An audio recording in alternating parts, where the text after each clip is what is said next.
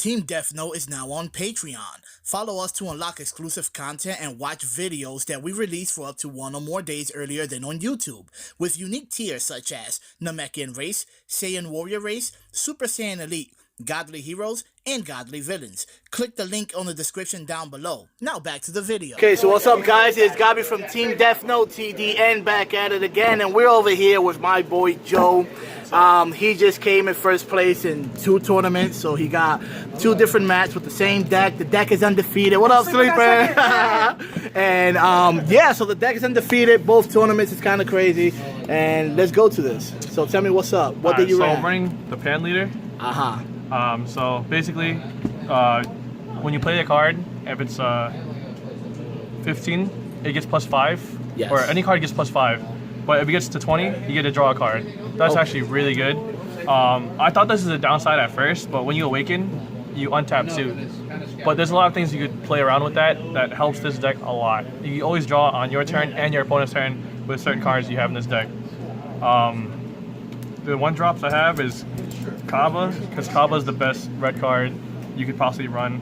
You self-awaken and the double strikes. This dude caught me today with Kaba turn 1, then turn 2 he went into 2 more Kabas, he awakened, untapped 2, went into a quick rush Trunks, gave him 5, drew a card, swung for 20 crit, and swung with his leader, so it's crazy. I have 4 3-drop BCC Gohans. These are good for draws. You draw 1 for play, draw 1 for attack. If you need the double strike because your deck is aggro and you could win with that double strike, go for it. But always have an extra draw presence is good. I have run 4 Rushing Warrior Pans. This card, honestly, I don't use it as often as I thought I would. It is good in the deck though. You would not replace this card. It is red, and you do draw if you combo with it. You play it, you get +5 to any red card. I have a bunch of random black cards here.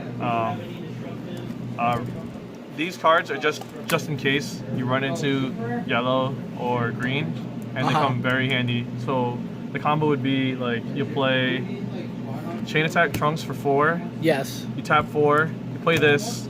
You mill 2. You untap the 4 because you're playing against red-green. So basically 2 cards for free. And if you had another Chain Attacks with another card, you just tap 4 and call out another boom, Chain boom, Attack. Boom, okay. Another attack. I got you. Now, just one question though. Why did you decide to run 7 black cards in the deck? Because this is interesting to me, you know? Honestly, I don't even know. I just did it for the walls, not gonna lie. Like, honestly, this, for removal, this, because everybody says it was a staple, like, these cards are definitely interchangeable. This card does not need to be here at all.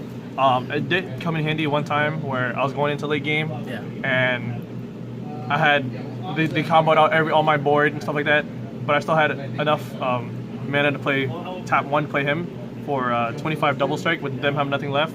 So just game ender, draw 2 cards just in case to boost it if I needed to. This is definitely interchangeable. I would probably play more of her, especially if I'm playing against a Frieza deck. I would play her and replace other cards. Okay, so like Mecha Frieza, Cell, stuff like that. The apes are fucking crazy. Chain Attacks, basically the core of your deck. You play this, you combo out to anything like Pans. These SR Pans, fucking crazy. Gives all your red cards 5,000 and double strike. And the double strike. And the double strike. That's the most important part.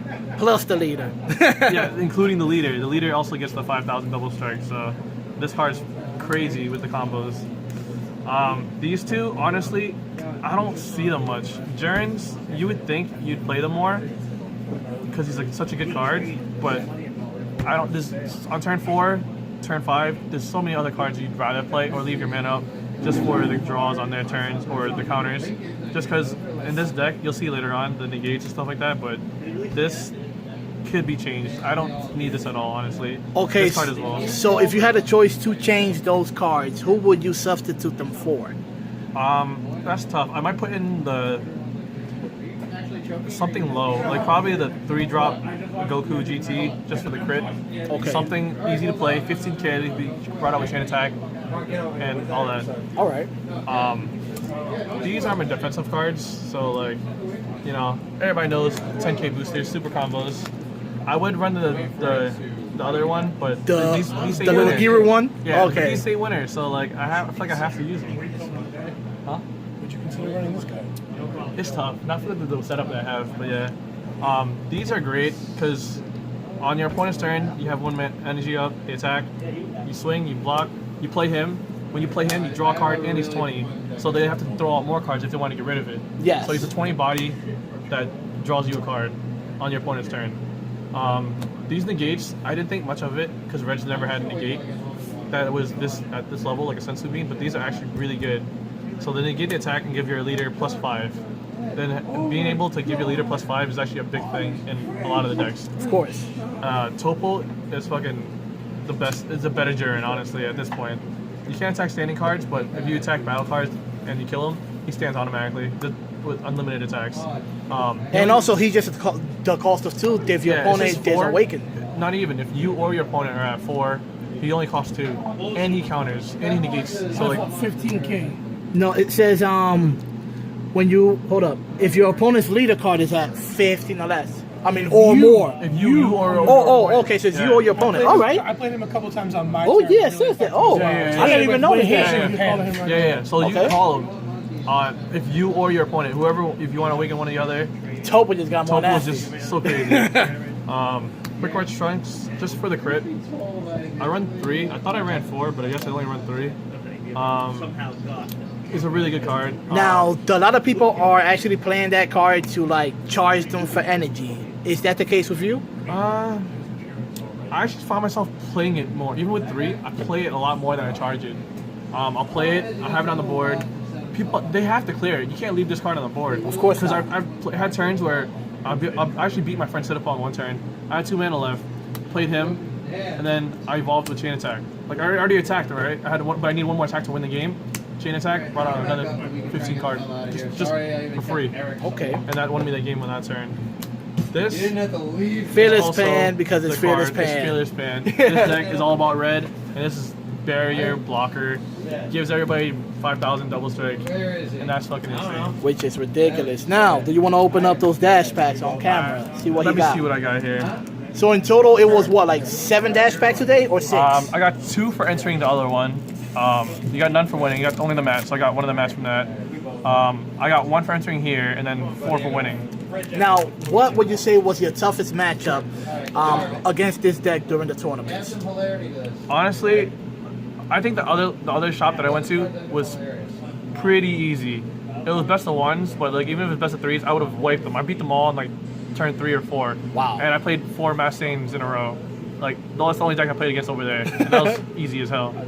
Here, it was a lot more mixed. I got to see different things. And it was best of 3, so it's like really grindy. I guess the worst matchup I had was against you because it was a little tough. Transfer for the win. What's game 3? I couldn't draw what I needed, and you got out the Ultra, and you killed me with 5 life. I didn't get to untap and do my thing, so that messed me up a little bit. So my first pull of these packs is a Foiled Bulma. Bulma. That's what's up. One. That artwork is really cool. Why not add a regular Bulma to it? just because it's just there. If these are all Bulma, I'll be pretty sad, not gonna lie. Dude, I want them. Let's get it. Oh. Who's that? The Broly foil. Broken. I want Bardock. I heard Bardock's expensive, right? That's probably a non-foil Broly right there. Maybe. They don't shuffle those packs very well. Right. You're right. You're correct. This is a The non-foil Broly, non-foil Broly. Yeah. I pulled 2 babies. I mean, I pulled 2 babies back to back, so you know. Regular go-to foil. So yeah, this is Gabi from Team DeathNote TDN over here with my boy Joe. He's from our locals, you know. When we first started playing the game, he was the first one that came up to me and said, "Hey, yo, what's up?" And you know, I'm glad to see this actually going through. I want to play for team events. So yeah, this is the Pan deck profile, and just remember, guys, we said it first. Peace out. Que lo que es fortuna